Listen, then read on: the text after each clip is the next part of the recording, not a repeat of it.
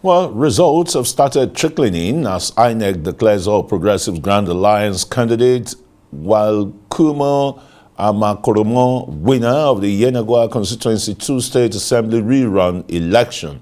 Amakoromo polled 5,959 votes, ahead of his main rival, Ebiowo Koku Obiyai of the People's Democratic Party, who scored 5,263 votes to retain his seat in the Bayelsa State House of Assembly.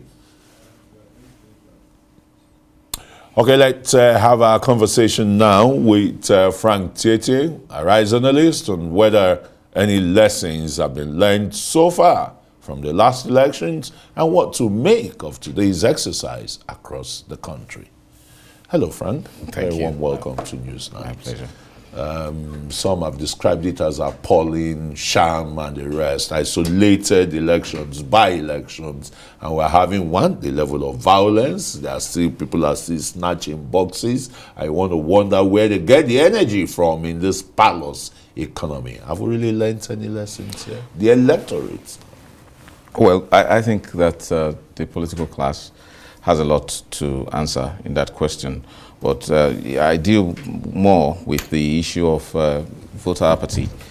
We didn't see quite much that responsibility of civic and voter education being exercised by INEC this time around. So once we have a situation of rerun that is not the usual election cycle, it's very difficult to mobilize Nigerians to vote, except the elections have to have the normal trappings of what we've been dealing with, called voter inducement. In this case, we haven't seen any form of report saying that there is vote buying. So if you ask me, I wouldn't start on a very sad note and on a very somber note that it's all bad.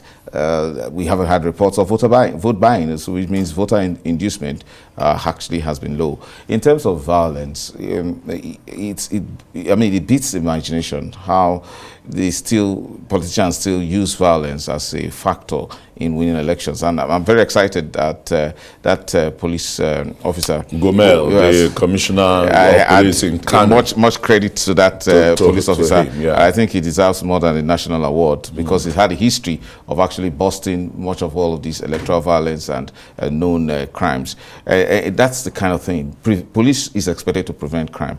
Know for certain that anytime that the elections are widely marred by violence, it's not necessarily the fault of INEC. It's the police commissioner of that state should actually be held responsible, because basically when election is approaching in an area, or whether it's statewide, the commissioner of police in that state takes full responsibility for the security of both INEC officials and the general conduct of the election. So if we are having a wide level of insecurity, the police commissioner needs to be checked. Again, but when you now look at the fact that have we really learned anything?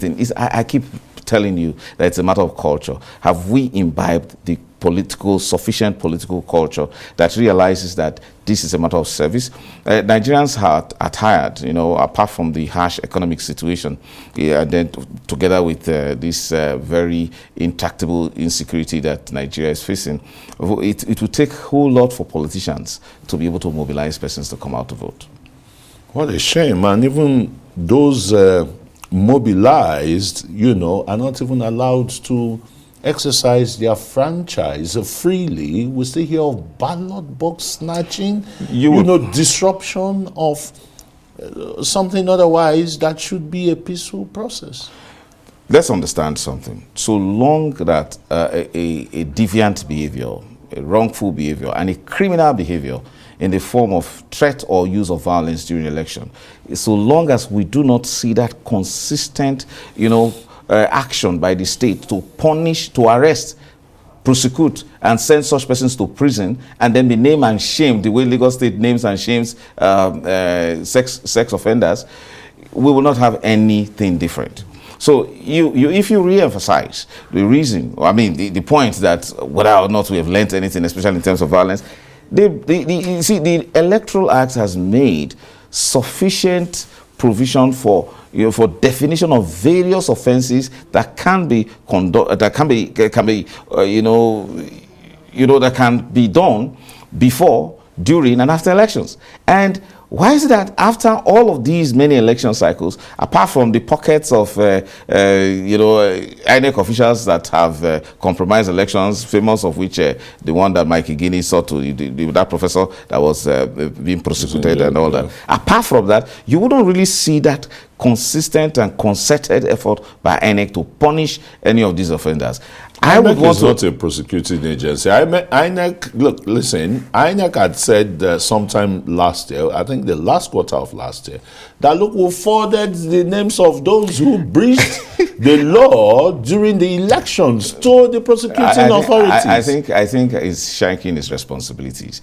It definitely can invoke its powers or to initiate, such forms of prosecution. Ideally, correctly, it is the Attorney General of the Federation that should carry out such forms of prosecution. But it doesn't stop INEC. If INEC can carry on cases in the regular courts, it can as well deploy its legal officers to ensure that there are certain officials that can be prosecuted. If were not for Mikey Guinea's insistence as an resident electoral officer against that professor who actually compromised that election, he wouldn't have ever been prosecuted. So INEC has to have that strong resolve and a policy direction towards ensuring prosecution of electoral offenders. After all, it is the principal witness. It has all the facts. It has all its officials are the ones that will be presented as witnesses. So unless INEC is at the center of driving a prosecutorial, move of the Electoral Act, we wouldn't have a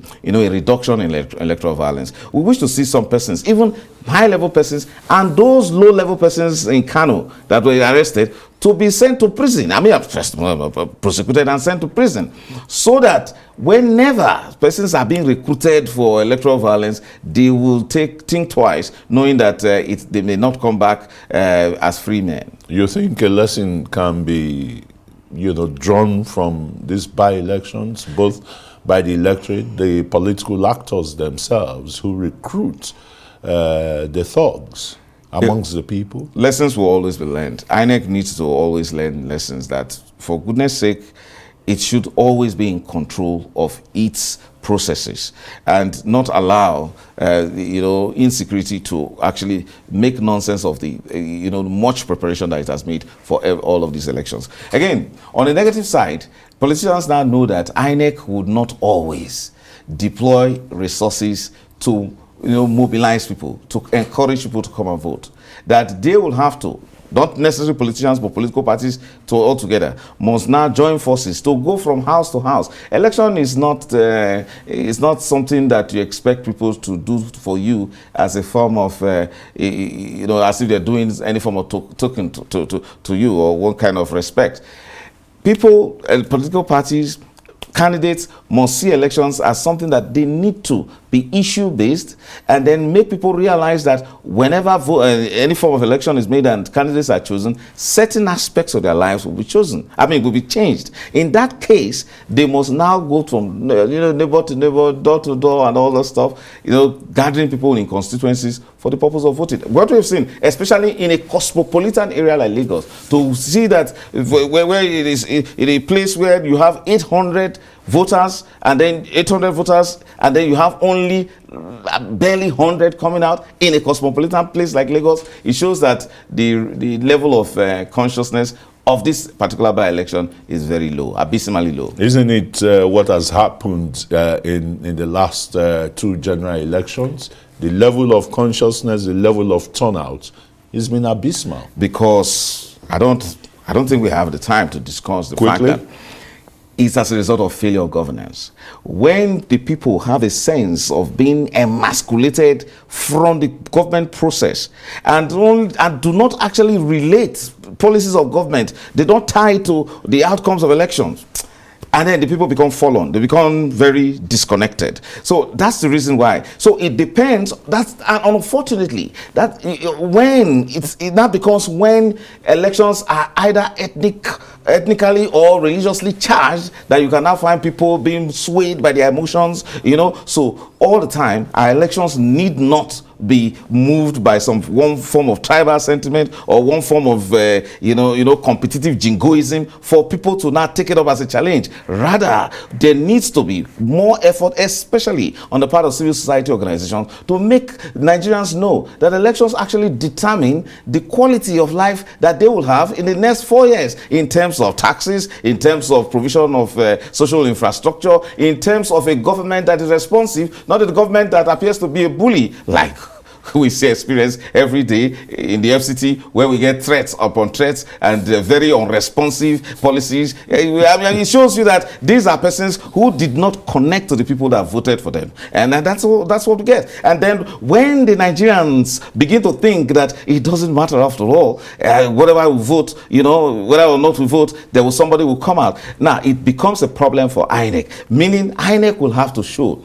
that sovereignty indeed belongs to the people, and that they should guard jealously, that power of the people to determine, that franchise to determine those who control political power. Unless INEC is able to really make the people be in control, the people always feel they are not in control, and that sovereignty belongs to the man who controls more violence, who has more money to buy the people's conscience, and who also can overturn elections by influencing electoral officers.